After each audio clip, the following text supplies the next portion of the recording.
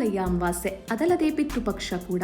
ಈ ಹಿನ್ನೆಲೆ ಮಂಡ್ಯ ಜಿಲ್ಲೆಯ ಶ್ರೀರಂಗಪಟ್ಟಣದ ಕಾವೇರಿ ನದಿ ತೀರದಲ್ಲಿ ಪಿತೃಪಕ್ಷದ ಆಚರಣೆ ಜೋರಾಗಿತ್ತು. ರಾಜ್ಯ ಸೇರಿ ವಿವಿಧ ಕಡೆಯಿಂದ ಬಂದಿದ್ದ ಸಾವಿರಾರು ಜನ ಕಾವೇರಿ ನದಿ ತಟದಲ್ಲಿ ಅಗಲಿದ ತಮ್ಮ ಕುಟುಂಬದ ಪೂರ್ವಜರಿಗೆ ಪಿಂಡ ಪ್ರದಾನ ಮಾಡಿ ಮೋಕ್ಷ ಸಾಧನೆಗೆ ಪೂಜೆಯನ್ನ ಸಲ್ಲಿಸಿದ್ರು.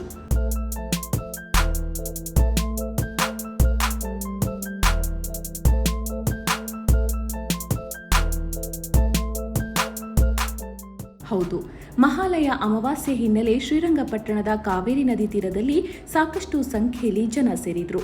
ರಾಜ್ಯ ಸೇರಿ ಹಲವು ಕಡೆಯಿಂದ ಸಾವಿರಾರು ಜನ ಶ್ರೀರಂಗಪಟ್ಟಣಕ್ಕೆ ಆಗಮಿಸಿ ಕಾವೇರಿ ನದಿ ತೀರಗಳಾದ ಪಶ್ಚಿಮ ವಾಹಿನಿ, ಸ್ನಾನಘಟ್ಟ, ಸಂಗಮ, ಗೋಸಾಯಿ ಘಾಟ್ ಸೇರಿದಂತೆ ಹಲವು ಕಡೆ ಪಿತೃಪಕ್ಷದ ಪ್ರಯುಕ್ತ ಪಿಂಡ ಪ್ರದಾನ, ತಿಲತರ್ಪಣ ಅರ್ಪಿಸಿ ಪೂರ್ವಜರಿಗೆ ಎಳ್ಳು ನೀರು ಬಿಟ್ಟು ಮೋಕ್ಷ ಸಾಧನೆಗಾಗಿ ಸದ್ಗತಿಯನ್ನ ತೋರಿದ್ರು.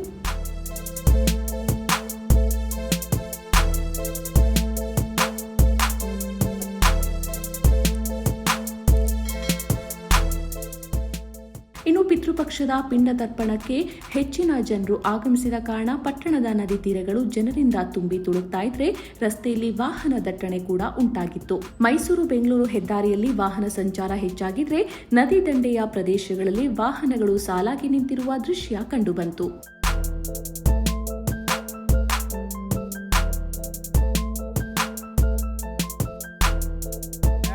ಉತ್ತರ ಭಾರತದಲ್ಲಿ ಗಯಾದಲ್ಲಿ ಈ ಪಿತೃಪಕ್ಷದಲ್ಲಿ ಅಲ್ಲಿ ಬಹಳಷ್ಟು ಜನ ಅವರಿಗೆ ದಾನ ತರ್ಪಣ ತರ್ಪಣ ಬಿಡ್ತಾರೆ.